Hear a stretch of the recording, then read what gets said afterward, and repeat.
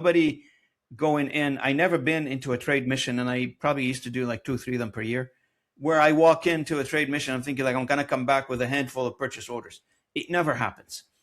But what it does, though, it puts you on the map. It opens the door. It puts you on the map, on the radar of your potential customers.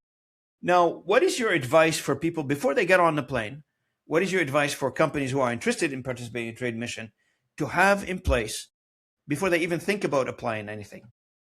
It all depends on the components of a trade mission. But of course, the first thing would be research the market. Second, reach out to the potential clients in that market.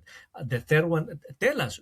We arrange B2B meetings for the company so they can be part of that. Sometimes, especially in non-US markets, we have more influence to set up those meetings. And thirdly, develop a follow-up strategy. I'll give you an example. In 2 weeks, I said I'm taking 20 companies to CES. I've encouraged all the companies to bring 2 or 3 people, but to have them divide and conquer. We are at a trade show, actually.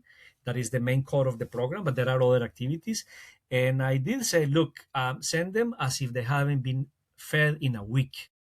Have one person at the show talking to everybody, not talking to the other exhibitors or to their colleagues, everybody. Another one going to conferences, and one more going to the other exhibitors, and then rotate them. Have a little competition, and ensure that, ensure that they're not talking to each other, because especially in the US, you know how I know if a person is American? Because they're so a bit aggressive, assertive, maybe a better word, because they are right on the aisles of the trade show talking to everybody. And we got to be like That's right. They want to cut through the noise. They don't want fluff. That's it. And then it's a quick qualification, exchange business cards, and then follow up after.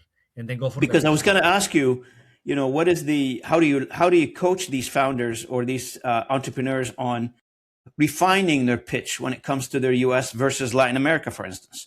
The US is one thing, but Latin America is completely different. Yes, and actually we do regularly education sessions on that, precisely, on the importance. I mean, I'll give you an example. I was in Mexico. I took 7 companies in November, and one of the things that I had to emphasize was download WhatsApp. You're going to need it for everything. It was right after that they realized, yes, WhatsApp I need it because they keep sending me stuff only on WhatsApp. And I mean, it's just, it's a thing for them. Yeah. So yes, also the personal relationship. We attended a lunch by a major bank that invited us. We arranged that, and that lunch was 7 hours long. 7 hours long. We met at 2:30 and we left at 9:30 p.m. But during that lunch, he started to call several of his contacts to have lunch and dinner at that time with some of our companies. And the key people that he brought in were really influential and good for the businesses.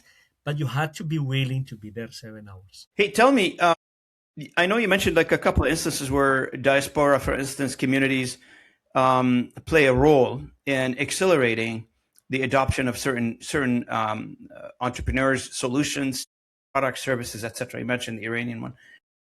But how does it in general create some sort of an advantage in the international business building?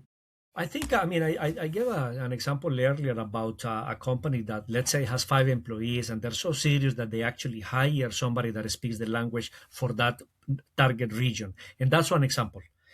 We have a tremendous immigration in Canada, highly educated as well.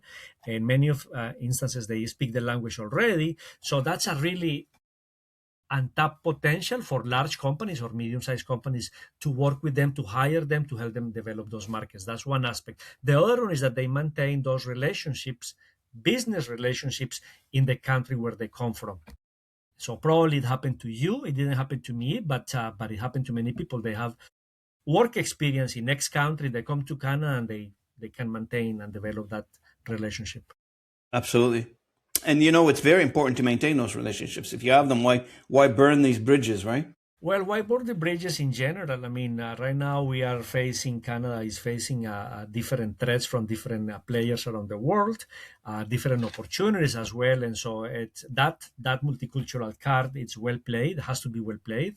And particularly Toronto with, the most diversity in the world, we have to keep playing that card.